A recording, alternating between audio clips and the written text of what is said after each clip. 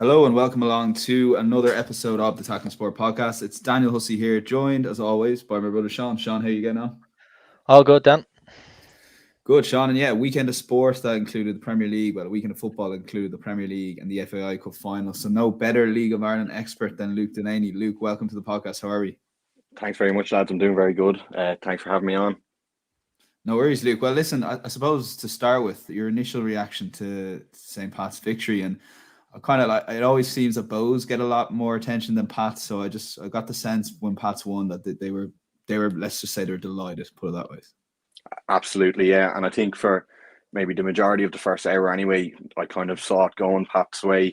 I think when I saw them line up with Forrester there, I think most people's initial reaction was he was going to be playing off the left. And I think Bowes kind of expected that as well. And when he kind of came into that more central position, he did cause Keith Buckley and Devoy problems early on. But yeah, I think it's a great win for Pats. Obviously done in very dramatic fashion, as most FAI Cup finals normally are as well. So obviously great day for them. I saw good images of Brian Kerr as well, really taking it all in the stands as well. So I think everyone involved at Pats, it's a big day for them. Yeah, Sean. On that kind of point, like obviously for Pats, it's absolutely incredible, but I do feel that I think Bows on Twitter themselves sell themselves very well, and I do think they're doing a lot of good work. They seem to have a lot more of a neutral voice from Dublin, from Dubliners watching the game. I got that sense, so it did feel it was a massive win for Pats, and obviously finishing second in the league, albeit a distant second to Rovers. It's been an incredible season for them, really, if you think about it. Yeah, it's been a weird one because I think you probably class Pats, Sligo, and maybe Derry in a bracket of, well, they're always there or thereabouts. I don't think any of them start the season worried about relegation, and they're probably thinking, can we win a cup or two? And I think with Stephen O'Donnell, where we've seen a gradual improvement in them, and they've recruited very well. I think that's the key for both sides. They've gone outside of Ireland. Picked up players from Scotland. Obviously, Pats have got the keeper Yaris on loan from Liverpool.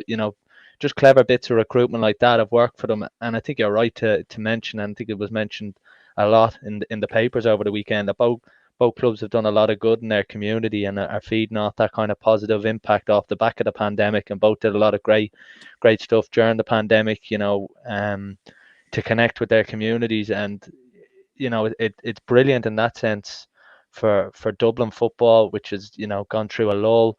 You can link that maybe towards the recent rise in the successes in Dublin GA or in Leinster rugby. But I think where that has been successful is those clubs, successfulness is not just on the pitch and it's off the pitch, and both clubs have done that really well, and you see it by 37,000 people in the Aviva Stadium. And I, I must say, I think Pats have done, like Bohemians, have done a lot of good off the pitch. So I think it was important for them that they won a trophy because, there's no signs of Rovers relenting in the league anytime soon. But there is a case that they can really push on to be, the nearest challengers, certainly for the league next year. Yeah, for you, Luke, and a little bit on the game, perhaps, like it is mad and something you referred to at the very start. Like 3 of the last 5 finals have gone to penalties, but I think even more impressively, 6 of the last 7 have gone to extra time. So it's the 120-minute final, and even I had kind of like double screened it and not watching a lot of the Chelsea United game. That I was like, well, this at least the game will be over and we'll get the extra time in anyway. The last few minutes of the FAI Cup final, as usual. Exactly, yeah. And I think everyone that paid in definitely got their money's worth anyway. With 120 minutes, it was hard action football. I think as soon as that final 90 minutes was over, everyone was kind of looking and they were like, this game really has the potential to open up, and it did, as fatigue kind of set in, bigger pitch for all the lads. But I thought it was a fantastic game by both. It really could have gone any way. I think when James Talbot made that save for Bowes, and the ball, you could hear the Bowes fans behind and all, like you thought that it might be going Bowes' way, but Pats did fight back, and I think there was a number of individual performances which were outstanding. I think Lee Desmond at the back, really, really worthy of his man of the match. Thought Robbie Benson not only getting that winning penalty, thought he was fantastic throughout the game. Obviously got a bang early on the head, and you wouldn't have thought it at all. He really was everywhere. I think Dara Burns really impressed me as well. He started off maybe a bit shaky, a couple of fouls in the first half, and you could see a young player. He was on a yellow card for the majority of the game, and he could have easily got that second yellow or whatever, but he contained himself well, and I think he did cause that Bowes backline a lot of trouble throughout the game. Obviously a big thing, Billy King being left out for Shelburne or for St. Pat's. I thought that was a big one. Wasn't expecting that before the game.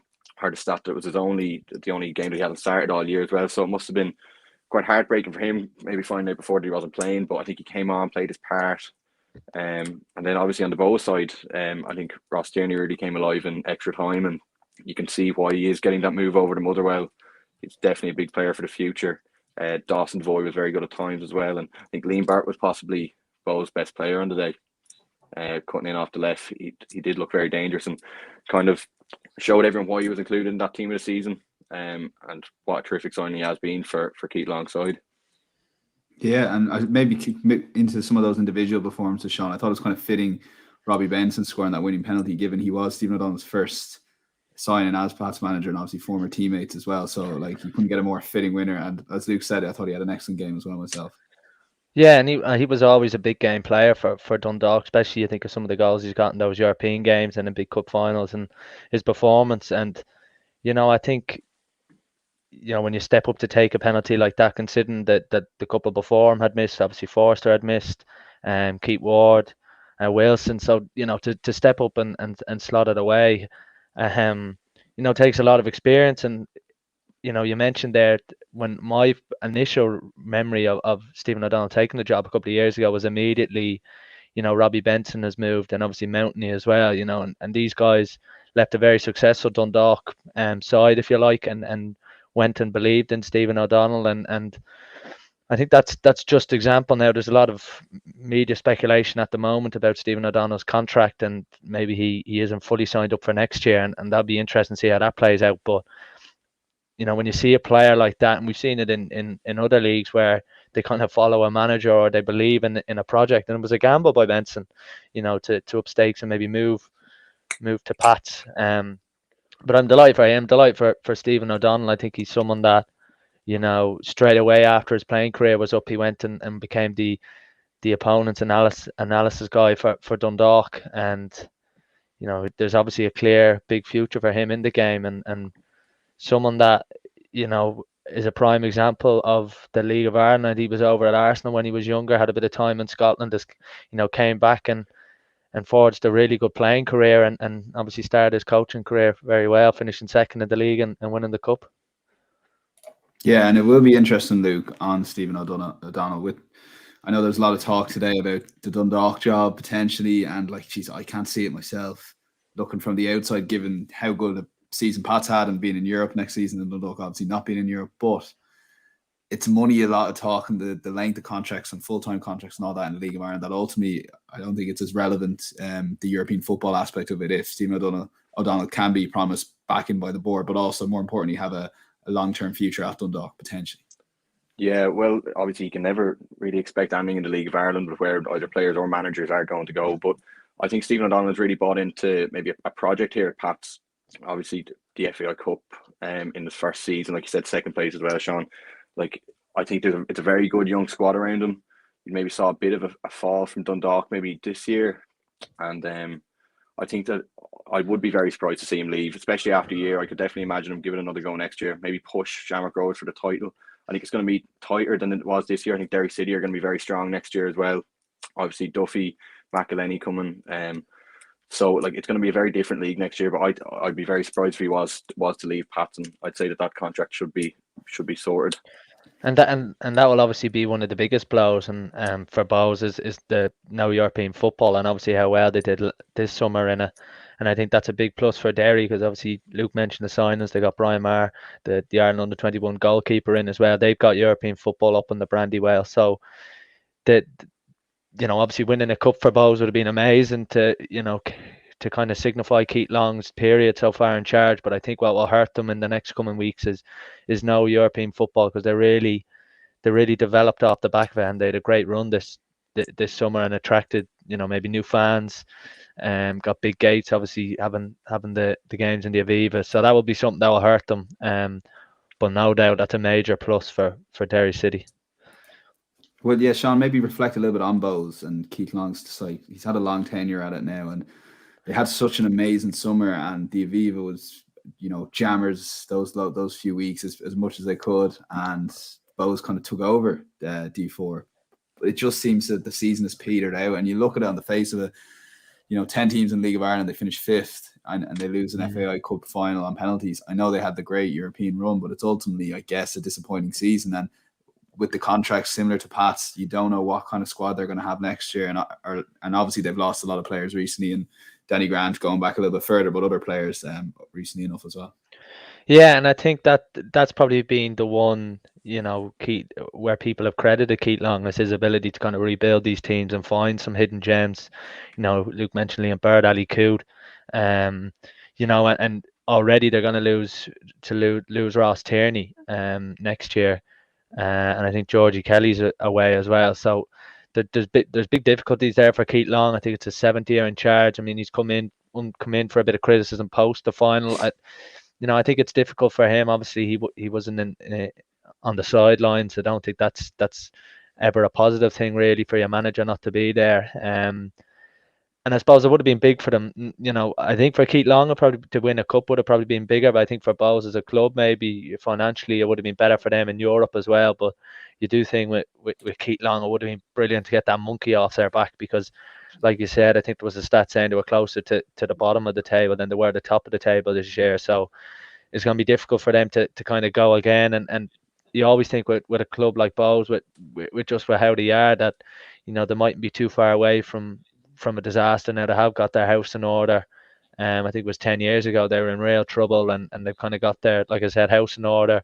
But there's this big decision with what's going to happen with Dalymount over the next few years, and you just sense there might be a little bit of uncertainty coming in over the next while, and that cup, that cup win to get their monkey off the back, certainly for that group of players. You think Keith Ward and Keith Buckley, that have been there, soldiered on for a long time. Obviously Derek Pender's been retired the last couple of years, but there's that part of that Bow side that could have done with that cup win.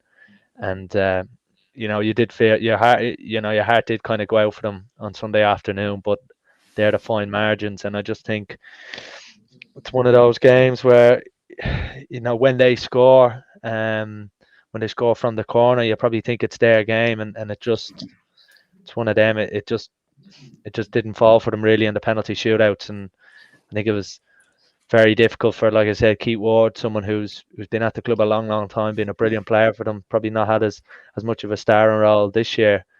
For him to have miss one of the penalties must be a difficult pill for him to swallow, as well as Bows. But they've been a really, people like him and Keith Buckley have been brilliant servants to Bows over a number of years, and I think it would have been fitting along with Keith Long if they'd won the cup yesterday.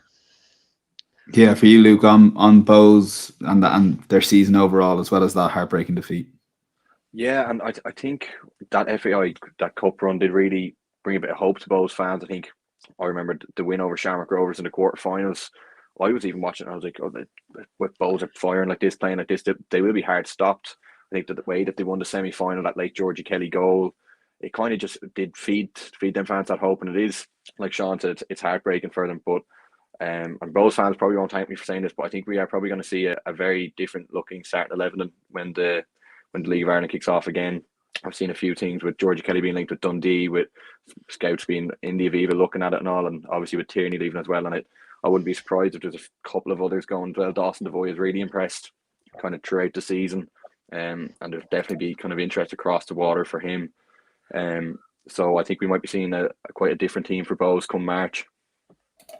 Yeah, and then maybe looking ahead to the League of Ireland in general, and stay with you on this one, Luke. I'm just going to share the screen that we have at the moment, and sorry, that's just going to take that off for a second. But basically on the League of Ireland map, it's almost like divided. I think Shamrock Rovers are the most southern team, and then the Premier Division next season, which is a bit mad altogether, isn't it? Yeah, it's ridiculous, and it really is kind of hasn't been seen in recent years. But obviously the capital are dominating, and I think that first division is starting to look a bit like the Munster Senior League, obviously with your Waterford, your Cork, Cove, Treaty. But obviously I'd say that would change over the coming years. But it really does show that the investment maybe around the clubs in Dublin, like they're really putting in a lot of thought into youth development.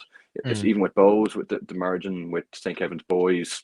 I think maybe if you do look around the rest of the League of Ireland, that youth infrastructure needs to be more emphasised, because it really is paying off for them sides. Yeah, and I would say on that, Luke, I think it was mentioned on commentary as well that these two, Bows and Pats, have certainly been very successful at underage. I think it was a 19s final a couple of years ago. They competed in the ball, and where the success, I suppose, comes from for the Dublin clubs and their youth development is the natural conveyor belt of Dublin and even Kildare. You know, a lot of these players are coming from Selbridge and kind of west of Lucan, if you like, and that is a key component to their underage success, and that just naturally feels true. And you know, we saw it there on the weekend, how young both sides were. Certainly the attacking talents, you know, your Dara Burns, your Tierney's, obviously someone like Andy Lyons, Dawson Devoy. So, you know, both sides are able to produce their own players, and I think that's probably been the worry, maybe, if you look at in the future, as Luke said, the first division being next year the kind of the Munster Senior League, and you know, there's no real sign of these Dublin clubs really abating. You've got Shells obviously coming up again, who will be, you know, the team to watch at the start of the season. Obviously Damien Duff going in there, you'd be wondering what kind of investment he'll get during the off season, and obviously coming back to that, you know, Rovers show very little sign re-signing Jack Byrne. I think they might lose one or two. I mean, if you're one of their forward players, you're probably thinking, well, I'm not going to be starting every week here, so maybe there is a move away. So, you know, it's going to be quite an interesting off season. Certainly, what's happening over in Bows, and what's going to happen with some of their players and the turnover. But that would be a worry, I think, at the moment, if you're one of those clubs outside of Dublin, that it's a long way back, certainly, to catch them. Yeah, Luke, you can see the map there on screen, and I guess it's not too similar to the problem the GA has with, you know, Dublin. And I guess the advantage you have in League of Ireland, there's a lot of Dublin clubs, but with that, then you have almost so much of a domination. Where whatever you say about the Dubs, at least you have Kerry, Mayo. There's only one of them, despite what other people want to split them in 3, 4, or whatever they want to do. This could become a small bit of an issue, not necessarily, you know, an issue in terms of short term, but I guess long term, you know, someone in Mayo or someone in Kerry is not going to really play football. They're just going to play GA, aren't they? If there's no club within, you know, their counties, exactly, for example. There's a real lack of representation, like kind of nearly across that whole West Coast, maybe apart from your Treaty United, your Galway, and Sligo. But it's definitely an issue, and I think some of them clubs maybe in Munster and your Galways and wherever have had some issues, but even the likes of the merger between Cabinteely and Bray, which really did come out of the blue. Like, you can obviously see the positives for both sides. Cabinteely don't have, like, they need a ground. Bray looking for that youth development, and obviously Cabinteely can give them that. So I think that's another thing which could really take shape, if it's done right. Obviously, the two of them would be a big force to come up with in coming years. Yeah, and Sean, I guess looking ahead to the rest of the League of Ireland, I think something exciting like Damien Duff being at Shells is obviously pretty exciting for the league, and something that I know that Shelburne are really going to try and promote themselves as well. But again, we're seeing the clash of Dublin clubs on social media, because there is a lot of fans out there that don't have a Dublin club yet, that live in Dublin, that could potentially be sold by one of these clubs. You know, I think it is very important. Yeah, and I think with Shells and Bows, like I said, it's going to be interesting over the next 5 to 10 years what happens with the grounds. Obviously, the Save Talca Park campaigns in full flow, and the redevelopment of Daily Mount is imminent. So it's going to be very interesting to see what happens over in, you know, the north side of the city over the coming years with football there, because it is a hotspot. I mean, there's a hotbed even. There's no denying that, but it'll just be interesting to see what happens with the infrastructure there. On the Bray Cabinteely merger, I think it's a very interesting moment. You know, you're a club like Bray, who next year will be 100 years. They're, you know, one of the clubs that's steeped in Irish football, and you know, the statement that was put out a couple of days ago or a week ago, you know, said an awful lot without saying anything. You know, a lot of the Brave fans are kind of left in the lurch. They don't know what the new merger is going to be called. We don't know if there's going to be a club that apply for a license next year for the first division. Obviously, in the couple of years ago, we Shamrock Rovers B team. You know, it's just with UCD getting promoted as well. It's just you don't really know what's going to happen with that first division. I think it's going to be a real graveyard next year.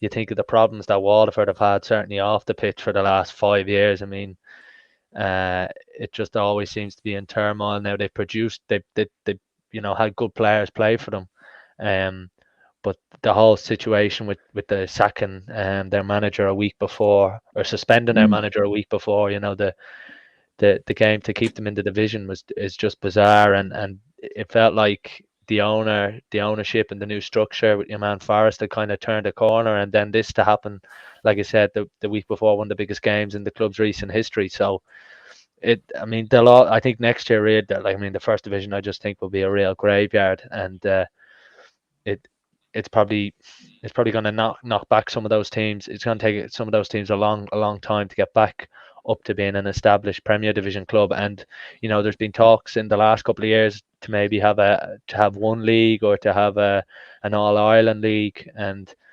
when you see probably the difference between the two leagues, I'm not sure how that's going to potentially work in the coming years. But I definitely do think that the Premier Division is growing from strength to strength, but the First Division next year, it will be it'll be quite a struggle for those teams. Yeah, Luke, your final thoughts on maybe the First Division and some of those points Sean made? Yeah, no, absolutely. I completely agree. I think the gap maybe between the First Division and Premier Division, it's only going to get bigger, and it's probably like the biggest gap that there has been in recent time. I think Cork City, I do expect them to be quite good next year. They've maintained a lot of good players. You look at Aaron Bulger, signing Valley Gilchrist from Shelburne was one that surprised me as well.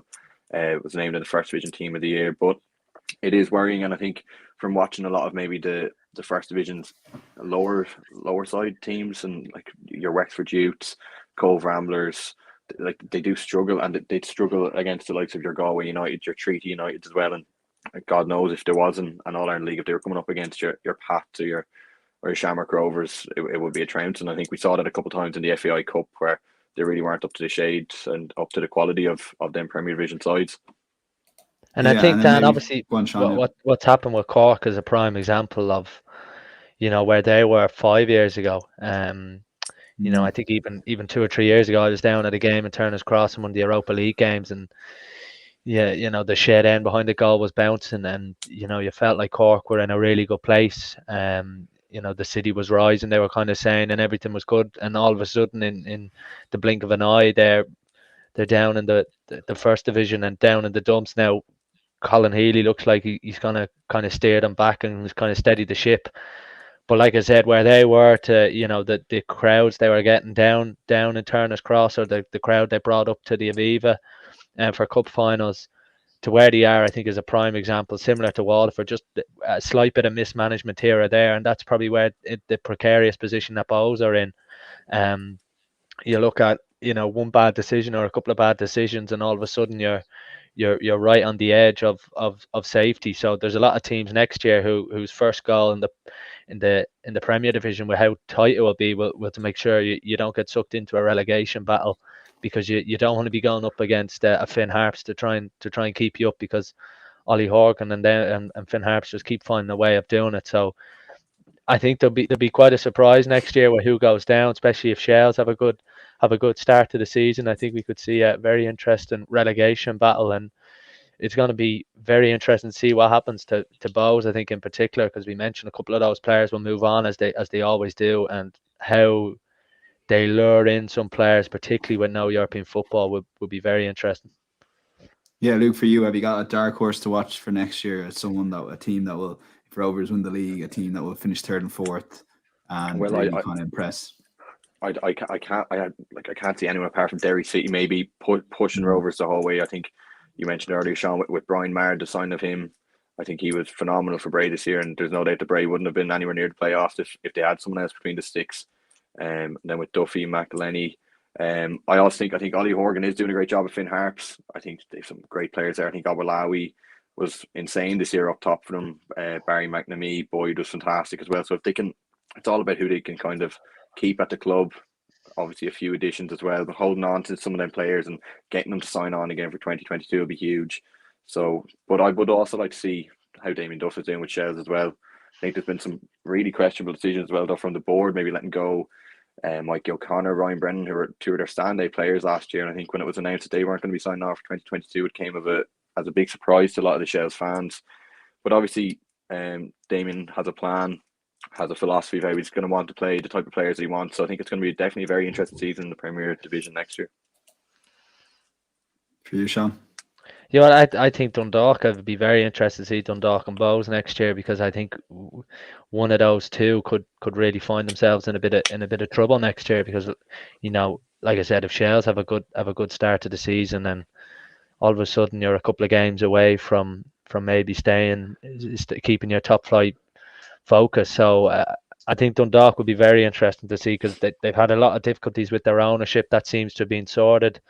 Um, who will be at the helm again. It'll be interesting just what will happen with them. So I won't say they're my dark horse, but I definitely think they'll be the kind of the team to keep your eye on.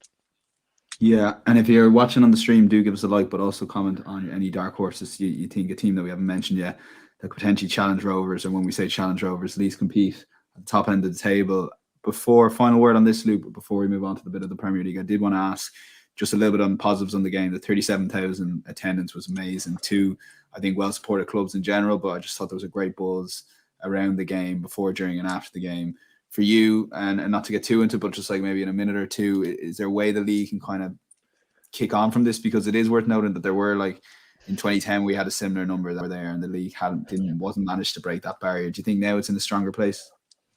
I think so anyway, from personal memory myself. I think even if you're just going on to your Twitter feed or your social media, I think there was way more hype kind of around the game to build up to it. Like, you had previews, you had interviews, you had kind of like the race against injury for Georgie Kelly and stuff. I think there was a lot more people that knew about it, and even I have a couple of friends that wouldn't be that interested in the League of Ireland, but they still knew that it was Pat Vivos on Sunday evening and all. So I think obviously it's a huge thing for the League of Ireland. 37,000 people, record crowd. But it's what about, like, what do they do now with it?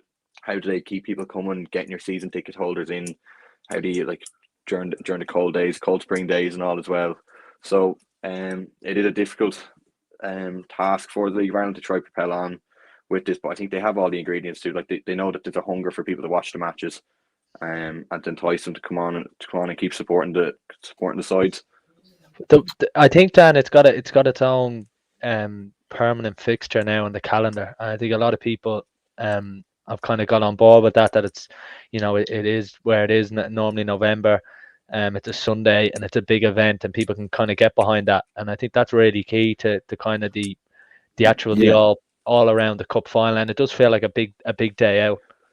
I guess kicking on from that, like, it's just an idea that came into my head is, like, let's have the FAI Cup semi-finals as a double header and get 30,000 at that, maybe. Or there needs to be a little bit more thinking in terms of, like, we've had this fixture in the calendar for so long. Can we build out from that? I know it's not really a football thing to have double headers, but I think in these circumstances it would be amazing, because both semi-finals kicked off at the same time this year, as far as I know. So.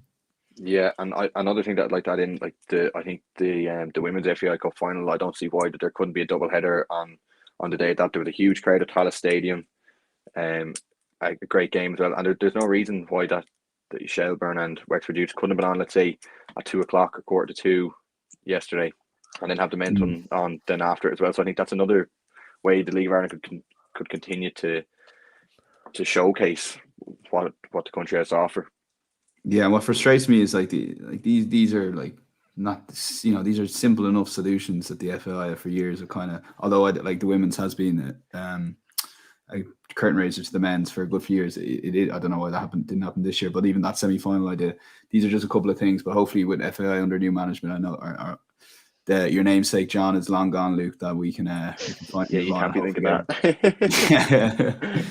So, Sean, there was a bit of breaking news just as we went on early, and Messi won the Ballon d'Or. Your quick reactions to that news?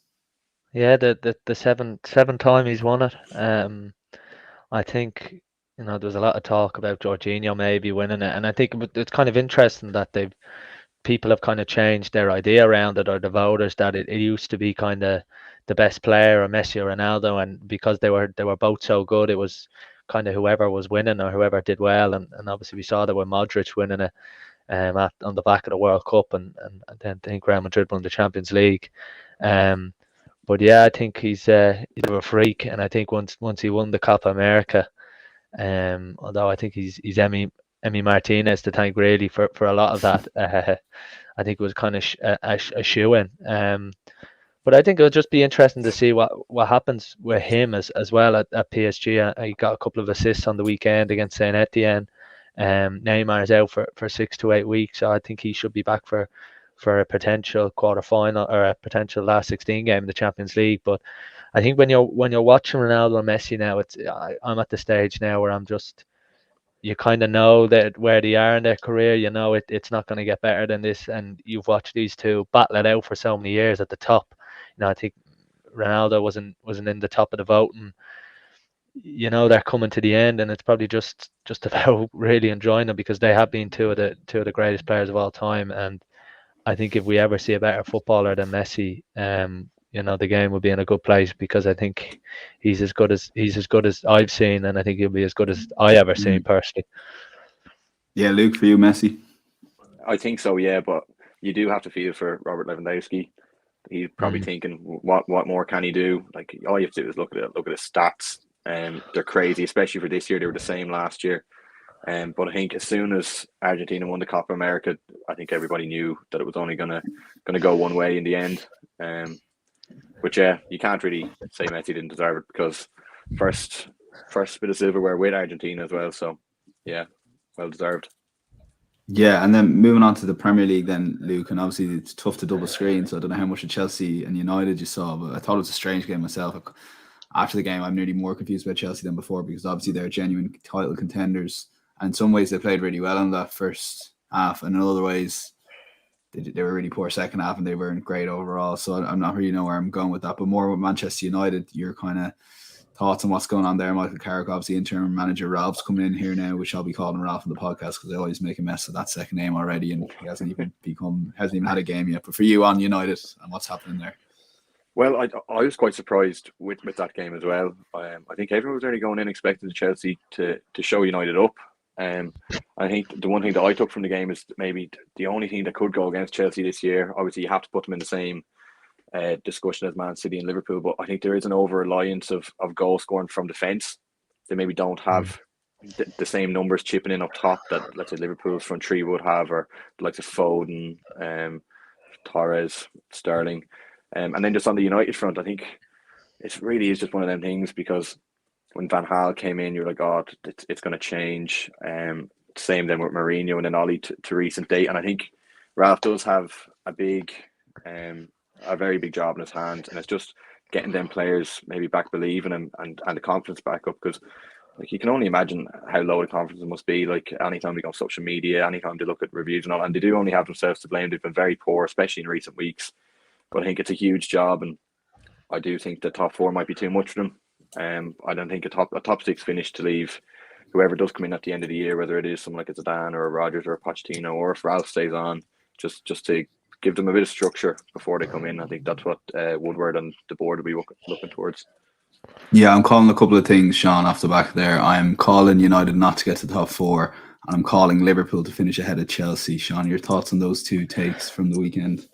I'll start with the United one. I think the weird one, I think, is the whole idea that Mike Phelan, as we understand it, and Michael Carrick and Kieran McKenna, I think will all still be in post. Does seem like a very, very interesting dynamic. And then the fact that after his interim time in charge, Ranić will go kind of into the background. Which again, say if United win a Champions League, what happens to that? Does he kind of stay sitting upstairs beside Fergie in Old Trafford, or is he still on the sideline? So it's a very interesting the whole situation at the moment. It does feel like that there's a kind of a gap at the moment. I think it'll be a success. I think United will kind of respond to a different approach. I think he'll put a lot of things out there. He's got no loyalties, I don't think. I think Jadon Sancho and Marcus Rashford will kind of respond to it well. Whether Ronaldo or Fernandes maybe do, or a Harry Maguire or Luke Shaw, the different demands that have been asked of them. It'll be a very interesting aspect, I suppose, because these players have been used to Solskjaer, who's a very charismatic figure. He's a very personal guy by all accounts. He kind of looks after the players in the media. I mean, this guy does feel a little in the mold of a Gus Hiddink or an Ancelotti, or maybe someone that's going to lay it out straight with the media, or kind of force players and the team to think differently. So that whole aspect of it for United would be interesting. I do think they'll still get top four. I think Tottenham are going to have a very interesting, turbulent, volatile 3 or 4 months where it could swing either way for them. I think Arsenal still are a good bit short of it, and Leicester are too up and down with European football. It's similar to West Ham, so I think top four should be at the minimum for Man United, I think, and I'd like to see them challenge for one of the cup competitions because they fell tamely to West Ham earlier in the year. On the Liverpool one, I think Liverpool have all the momentum at the moment. Certainly, I know Luke's a big Liverpool fan. He'll know firsthand just how well those players are fitting into the system. Obviously, Jota's come in and he's a real different player to Salah and Mane. I think Jota's not as flamboyant, but he's like a 6-yard box striker. He gets a lot of those finishes or a lot of those headers. He's quite different to the other two options or the three options they have, and I think that's a little bit of what they need. Because Mane and Salah are going to give you, and Salah's going to give you that prolificness, but he's going to, he could beat 4 or 5 players and score from 30 yards. I don't necessarily think that's Jota's strength, but he does seem to be a really good fox in the box, kind of in an old fashioned, maybe a similar player to kind of a Robbie Keane in that regard. And he's coming up trumps for them. Thiago's starting to really look the part. I think he scored in midweek. He scored probably one of the best goals I've ever seen in my life. And they are starting to motor well. That being said, the African Cup of Nations is coming along. I still don't fully know, but I understand that Salah and Mane are going to miss games. The same way Aubameyang or Partey's going to miss games for Arsenal. I thought a couple of years ago that whole African Cup of Nations, the kind of thing had gone. As an Arsenal fan, I remember vividly Kolo Touré and Adebayor and guys like this leaving mid-season. So I think that will hamper Liverpool again. A couple of injuries in the key position might do it again. But at the moment, I think, Liverpool would be my favourites to finish above Chelsea. And, I think whoever wins the league, I mentioned this earlier on, I think in our opening Premier League prediction show of the year, that I didn't think it would take the points level we've seen over the last couple of years. And I think we've seen that Liverpool have lost a couple of games, Liverpool lost one game, Chelsea a couple of games. And that just means the games between the big clubs become even bigger. And that's maybe where I have Man City with a slight edge to the other teams. That's why I think I put them as my Premier League champions. But Liverpool over the last 2 weeks have kind of really impressed me, and I think they've shown another side to them, and they've kind of added in a couple of players, but they still have, probably the 2 best fullbacks in the world, the best centre half in the world, one of the best goalkeepers in the world, and in Salah they've got probably the most prolific forward player alongside Lewandowski. So there's a lot of good signs for Liverpool, and I'm sure Luke's happy with what he's saying. Absolutely, yeah. And just kind of touching on the African Cup of Nations, that would probably be the only thing that does give me doubts, especially if Mane and Salah and if Guinea are there with Naby Keita, if they do go on to the latter stages, they could be gone for 6 to 7 weeks. And I also saw, interesting enough there, I was like, well, Minamino's going to have to come in, but like Japan have World Cup qualifiers at the end of January and the start of February as well, so there's another option down, probably left with Origi, and I think everybody has different opinions on him. Is he going to fire you to the league title, to put it up to the likes of your Man Cities, your Chelseas? So I think it's going to be a big January. Obviously, as a Liverpool fan, I'd love to see a couple of reinforcements maybe brought in just to cushion the blow of the African Cup of Nations. But yeah, that's it really. But I think it's kind of like the Harry Kane effect at Tottenham, where no one wants to be a number 2 to Harry Kane, so they're never going to have someone to be able to replace him. Now, they had Llorente, and they've kind of had issues with it in the past. And I think it's similar with Liverpool over the last number of years, where they've been so set in stone with their front 3, and Klopp hasn't really rested them or given players opportunities. They've never been able to have that real strength and depth. And I think if you're signing anyone this January, yeah, they're going to get a run of games while the African Cup of Nations is on, but the same idea where Liverpool and the front 3 and now they brought in Jota, you're not going to get ahead of them. So I think where Man City and where Pep Guardiola is so good, it's because of their strength and depth. Is because Sterling plays 1 week, and then 3 or 4 weeks go by and Mahrez becomes the key player, and then Bernardo Silva is the main man. And obviously that's a luxury Guardiola has. It's why people go mad with their fancy league teams where he's chopping and changing so often. But that's where the strength and depth does come. And if I'm looking at Liverpool, like I said, if they want to go out and get for example, an argument's sake, a Serge Gnabry, well, is Gnabry going to guarantee to start week in, week out? Maybe not. So that's where the dynamic comes from. Luke, for you, just on this comment from Connor Swords, Chelsea fan, but he makes a good point here in Liverpool's defence this year, and he said he saved me doing the work. Brentford, West Ham, Brighton in particular, conceding goals and it's letting them down the same way the Chelsea attack is letting them down. If you want to take those 2 points, I guess they're good points. I know Chelsea, I think 17 different goal scores, but Romelu Lukaku being injured is not really kind of helping them get that starting 11 that Liverpool have, Absolutely, and I think we are, maybe apart from last year, used to such high maybe defensive standards from Liverpool, and Van Dijk is still only 3 or 4 months back from injury, and I think the West Ham game comes to mind maybe more than anything. We were caught out in ways that I haven't seen Liverpool being caught out maybe on the counter attacks, and obviously that first corner as well. So I think it is something that maybe looking in, you'd say it is slightly worrying, but I think there is a serious strength and depth, especially in that centre half department. See Joe Gomez, I know he's out injured at the moment, hasn't really got much opportunity. I think Konate coming in, I think he does have a lot of potential. I think Matip's been fantastic so far this season. So I think defence-wise, I think maybe it is slightly different to previous years. But as Sean was saying, it's not going to be one of them runaway 100-point seasons, I don't think. And I think every team is going to have maybe a couple of these games where you might feel them a bit leaky against more physical sides or counter-attacking sides. I think we have seen that from Liverpool, yeah. And then just on Chelsea and their attack, and I guess it'll be very interesting when Lukaku comes back into the team, who they put around him, I guess, because arguably without him they've been pretty impressive. So it's kind of hard to make the case to bring him back in, which is why I think they kind of just slowed it down and didn't start him against United. Yeah, and I think that strength and depth that they have as well, because I've seen a few things like Chelsea's second string squad, and you'd back them to finish in the top 4 in the league if they had their own team. I think Havertz is kind of establishing himself as a must for Chelsea as well. I think every time he plays, he has some tick. I think he links up very well with Mason Mount. So I think the two of them maybe behind Lukaku could be something going forward. But then you just have to look at the bench. You have your Pulisic, you have Ziyech, Timo Werner, and all, who are all well able to stand in. And I think it's just about maybe finding that chemistry for them that'll get them ticking over and maybe producing the goals and the numbers that we've seen from the likes of Liverpool and City over the last few years. I think it is still a relatively young squad. Still haven't played a lot of football together with so many players and so many combinations you can go with. But I think if they manage to keep all of them at the club and maybe establish a more set in stone front 3 or front 4, whatever you go with, it'll definitely get Chelsea firing.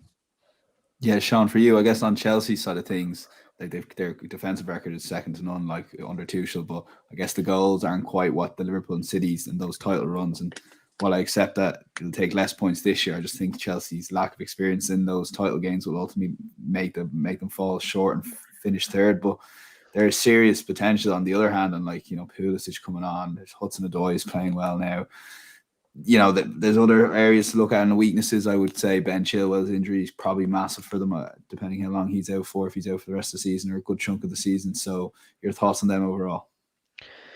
Yeah, I think Chelsea are kind of a hard one to get at, because when they play well, they're really good. When they don't, and there's quite a drop off. And someone like a Tammy Abraham is maybe missed, because at the moment when Lukaku's not firing, there's, as Luke kind of alluded to, there's no real out and out goal scorer, and maybe that's something that Tammy was, and he pop in and get you a goal, and maybe when they're trying to break down a side, I do think they'll run into a couple of problems. Now, that being said, they, like they did to Arsenal earlier in the season, I think that they will bully sides. I think the whole dynamic is it's quite an interesting one, because the title will be decided ultimately against some of the big teams. And that being said, if United go on a streaky run, which I think their fixtures are pretty kind to them over the next while, they've come through a difficult run. If they beat Arsenal, for example, all of a sudden that top 4 is becoming more and more in their eyes. But also, if Tottenham similarly, or Arsenal or West Ham, these are sides that could take points off Liverpool or Chelsea or a City. So you can't afford to drop points to them. And when you're playing teams like that, and I think that's ultimately Man City, they aren't I don't think what they were a couple of years ago consistently, but when they play their best football, like we saw against PSG, they really are a force, and I think that's where they'll come into their own. Playing against Tottenham, who they lost earlier in the year, but playing against Tottenham or United or an Arsenal, I think that they'll just do a little bit more than certainly Chelsea and maybe Liverpool as well. But Chelsea, they would worry me slightly going forward. But if Lukaku clicks, because he is a goal scorer, I think that's ultimately one of their big problems gone. And I think it's sometimes it's certainly at this problem to fix having a goal scorer because they have the depth. Whereas if they were shipping goals, you'd be a little bit more worried. But they have it. They have a proven goal scorer. It just needs to click for them. Yeah, no, that Thursday United Arsenal game is probably as big a game as two clubs will have this season. Given what's at stake. But an even bigger game, Sean, is Everton Arsenal Monday Night Football, which myself and yourself are going to, fingers crossed, and which is why there won't be no podcast next week, just to get that in nice and early. But looking forward to the trip anyway, Sean. Yeah, and like Everton, I think we all spoke a little bit off air about where they are. I mean, they're in dire straits. They're kind of a real sample size of kind of really bad management and recruitment over 4 or 5 years. But the away fans' reaction to their players walking over to them was, I don't think I've seen that really from seeing a few social media clips, and we'll put some out, because it was quite staggering, I thought. And they're at a stage now where they're probably looking at it. They've employed a legend of Liverpool, their biggest rivals, Luke Smiling there. They're playing midweek. Jamie Carragher mentioned it very early on the season. All he is envisaging is Liverpool singing the Rafa Benitez song, and they're 3-0 up. And Everton fans will be fearing what happened to them, or what happened to United at Old Trafford against Liverpool happening to them at Goodison. And we've seen a couple of big score lines in the past. I think there's a game a couple of years ago which was 5-2. There was another game a few years back where Gerrard got a hat-trick, but they were all at Anfield. So if this happens at Goodison, where Everton have had a decent record against them in a couple of years, I think it would all go to pot. But that being said, if Benitez gets sacked and Duncan Ferguson's managing against Arsenal, then I think Arsenal are in for the old-fashioned battering that they used to get. And I'll never forget Chris Wilder on a Monday Night Football saying that after his Sheffield United side had beaten Arsenal, well, everyone knows how to play against Arsenal. So that's all I have in my head. Yeah, Luke, your thoughts on Everton? Well, it wouldn't be one of the Merseyside derbies that I'm dreading or not looking forward to. I think it is a fantastic time to play them. I was watching the game against Brentford at the weekend, and like it's the first time in quite a few seasons where you look at Everton and you're like, where's the goal going to come from? There's real lack of creativity. I think obviously with James leaving, and obviously all the stuff with Sigurdsson as well, like you really are left with very little creativity. And the additions with Townsend and Gray at the start of the season, it looked like it was paying off, but I think there's a real just lack of just creativity and spark in the middle. And I think the Everton fans are really getting tired with it. Took an awful long time in the game against Brentford at the weekend to make any sort of changes as well. I think you could hear the fans, they're very restless on the sideline, just wanting someone to come on and change the game. And they have really, I see that comment there, they have struggled without Dominic Calvert-Lewin. Obviously he was such an integral part to the side over the past couple of years. The goals he gives you, the runs, his hold of play is great. And I think as soon as you get him back, you're going to see an improvement. The same with Richarlison as well. So it is an Everton side without maybe their two star players and most important goal scorers as well. But I can't wait for Wednesday anyway, and I think it could be Rafa's last game if it goes bad. That's what I couldn't get. I watched the Brentford game, and I was actually hoping Everton would score, because I think they're a club, obviously barring Liverpool fans, that I think a lot of people like. They've always been, a big club in our kind of lives. Not as big as they were maybe in the 90s and the 80s. But he only brought on one sub, I think, and like you've checked Towson up front on the bench, put him up there with Rondon and just start lashing balls in, because when they got to the byline, they looked pretty effective at it, and it was almost like Rafa waving a white flag to the Everton board, just going, when January comes, I only spent 1 million this summer. Like, if you want me to stay here, we need to spend mega bucks. But in the back of your mind, you're just thinking, geez, Rafa Benitez, if Everton beat Liverpool, because Everton for the last couple of years have stopped certainly I think it was 2 or 3 years ago, stopped Liverpool from winning the league with that 0-0 draw at Goodison, where Klopp just didn't really want to go for it. I don't think he really wanted the killer goal, if you like, or really push on for it. So I think it's a big game, but I think if Everton, it's funny, if Everton beat Liverpool, you'd fancy them to beat Arsenal, and all of a sudden they're in a completely different headspace. But that is ultimately, as tests go, that's the litmus test for Rafa. If he loses and they get battered, he's a goner. And if he wins, I think it buys him a bit of time. Yeah. And look, it's great having the Premier League midweek, and kind of bonus without the Champions League and Europa League. But that's it. Yeah. Luke Delaney, thanks a million for coming on the show. Really enjoyed your input. Thanks very much for having me. Appreciate it. Sean, thanks to you as always. Cheers, Dan. Yeah, as we mentioned, we'll be back in a fortnight. We'll get a couple of December shows before Christmas, fingers crossed. But it is a busy enough period for us individually. But we really appreciate listening to the podcast.